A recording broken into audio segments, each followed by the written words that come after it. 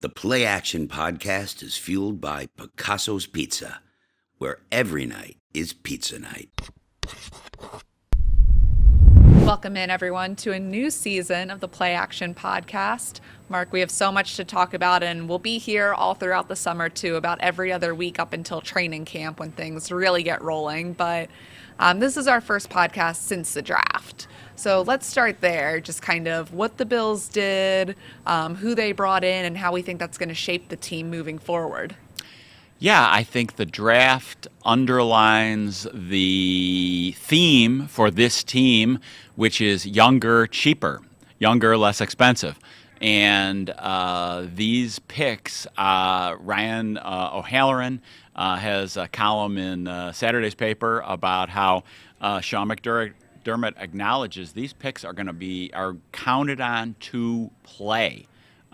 Keon Coleman is going to play from the start at outside wide receiver. The second pick, safety Cole Bishop, he is going to play. If he doesn't start right away, he's going to be part of the three safety role. And even last year at safety, Taylor Rapp played 39% of the snaps as the third safety dime fill-in role.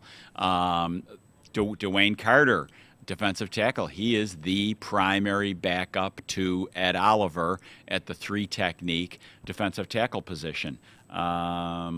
Ray Davis, the running back from Kentucky, he is going to play a lot. So, they're going to be counted on to be on the field starting week one. Yeah, it was an interesting draft class from that perspective of just some themes came out of he was looking for leaders, he was looking for guys who could play and make an impact immediately. And I think that's slightly different than kind of what the Bills have done in the past when they've given people a little more space to work their way into it in most cases, not in all, of course. But yeah, an interesting class. I'm really excited to see what Keon Coleman does on the field. I'm looking forward to that. Yeah, I think there's a lot of high floor players. Bishop, the safety, very high floor. I mean, he's going to start a lot of games in Buffalo. Dwayne Carter isn't going to be counted on to be in a starting role anytime soon because Ed Oliver is under contract long term. He's a high floor player. Ray Davis, you take a running back in the fourth round, that's a high floor pick. So the one guy who's more of a boomer bust is Keon Coleman. And they're betting on traits, size, athleticism, and he gives the Bills a weapon that they kind of haven't quite had. Well, I mean, he's playing the Gabe Davis role, and Gabe Davis was an outstanding draft pick for the Bills. But in the end, Gabe Davis was a middle-of-the-pack number 2 receiver in the scope of the NFL. Right. They are certainly hoping Keon Coleman is better than that. And he has more ball skills, more playing above the rim ability than Gabe Davis. And so that's going to be interesting to see. He's got such a electric personality too, but it's been fun. I've talked to some people around the league about him, and they were saying how you need that fun personality to kind of make it in the NFL with all the seriousness of it. But when it comes down to the stuff on the field, he's so serious about it. Don't get it mixed up of just because he's having all this fun, an electric first press conference, that doesn't mean he's not taking things seriously. It's more, that's kind of what keeps him going through a long season like the NFL is what people were telling me. Yeah, I mean, historically, receivers drafted late in the first round or early in the second, it's a 50-50 situation. But he is stepping into a great situation, a good offense, with a proven quarterback. A lot of receivers get drafted. They don't get to be paired up with Josh Allen. Right. I'd also like to congratulate the Bills on giving us a lot of good – we'll see how well they play. But as far as story ideas, interesting story ideas. Keon Coleman, two-sport legitimate two major college sports star, played basketball at Michigan State. Dwayne Carter, only three-time captain ever at Duke. Long history. His grandfather, his father, uncles played football. Ray Davis, one of 14 siblings, grew up in the foster care system in the San Francisco area. Van Pran Granger was a 4.0 student in the gifted and talented art program. The linebacker, Eulafosio, let's see, his father emigrated from Nigeria to Anchorage, Alaska. Anchored up in Anchorage. There's a Michelle Schacht reference for you. Tylan Grable was a zero-star recruit and a walk-on. Daquan Hardy, cornerback, has 4.38 speed and, could be a punt return threat. So a lot of good stories to write about. Yeah, we'll have lots to do this summer, so keep posted on those. The Bills' offseason ramps up in a big way now with practices starting on the field. The Bills have their rookie camp set, and then they'll have organized team activities, voluntary practices where most of the players show up over the period of 3 weeks leading into a mandatory minicamp in mid-June. Let's talk about what we're going to be watching. Katherine, who's a player or two you're going to be interested to just watch how they look on the field here?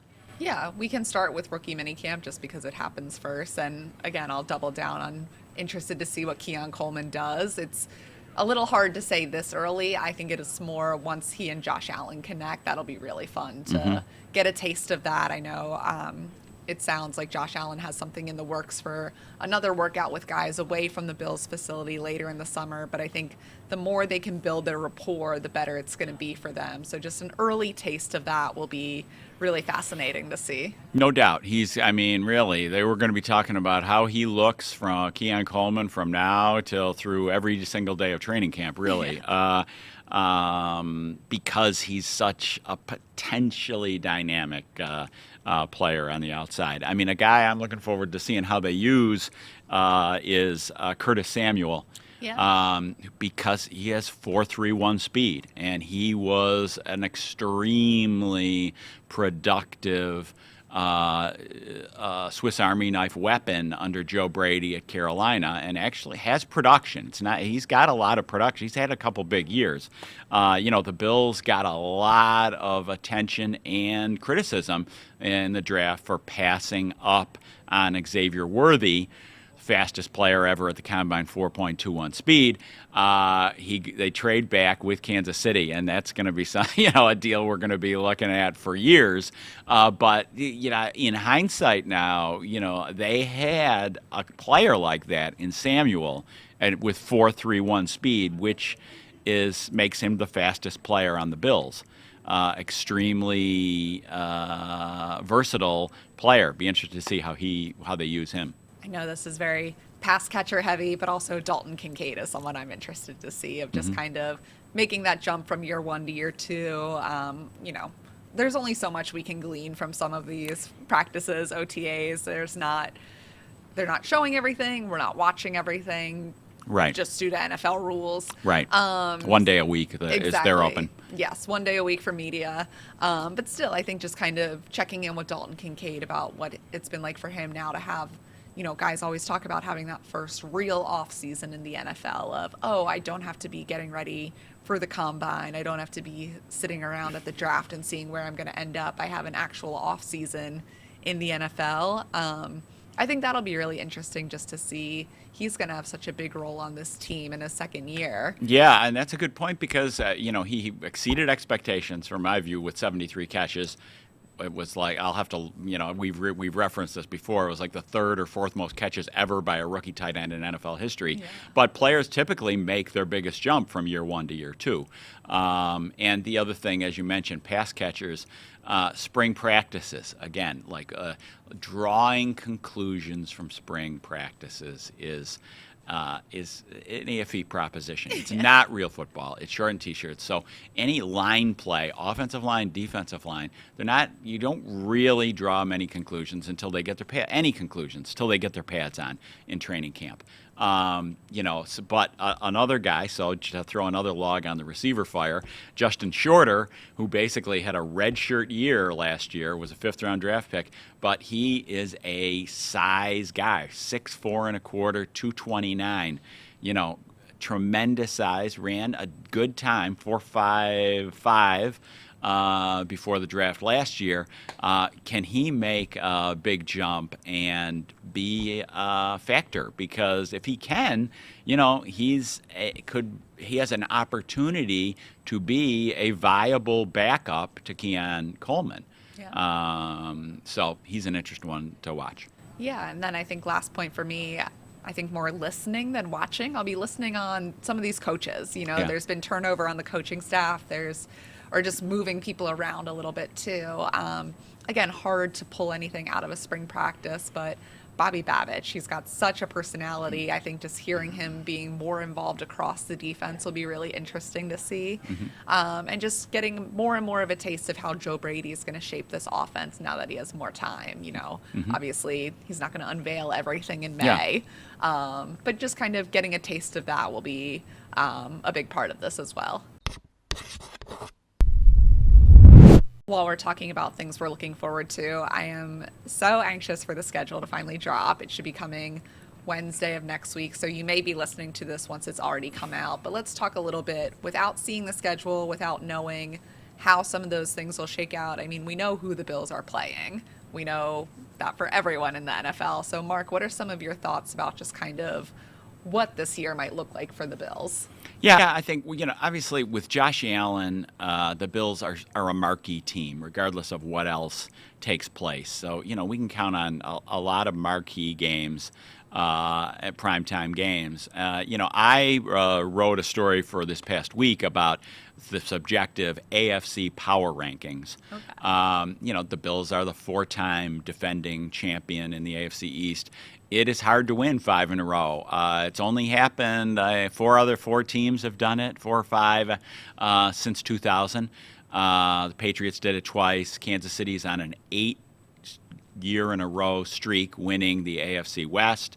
A couple other teams. Anyway, San Francisco and Denver. I picked the Jets at number 4 and the Bills at number 5. Obviously, the big wild card with the Jets is how many games is Aaron Rodgers going to play? He turns 41 in December. But one thing about the schedule, the Jets have an advantage, in my view, on the schedule over the Bills because the Bills have first-place crossovers. The Jets were 3rd in the division. And so the Bills, for instance, get Kansas City finally at home this year. Now, they played them at home in the playoffs last year, but the Bills get them at home in the regular season. The Jets get Denver in the regular season from the AFC West. Denver, in my view, is the second worst team in the AFC. Clearly, they're a second-rate team in the AFC West, and they've got a new quarterback. The Bills get Detroit, which was in the NFC Championship game. The Jets get Minnesota, which is also going to be playing with a rookie quarterback that they drafted high. The Bills get Baltimore, the number 1 seed in the AFC last year, lost in the playoffs.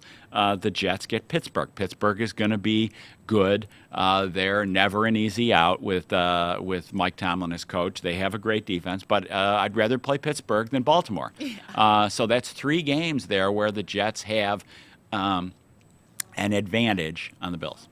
Yeah, and obviously that's always the way it's going to shake out just from how the NFL does the scheduling. But when you put those teams next to each other, it's glaring in this case, I feel. Yeah. I think also, you just look at some of the other Bills opponents. I'll be interested to see how they match up against the NFC West this year.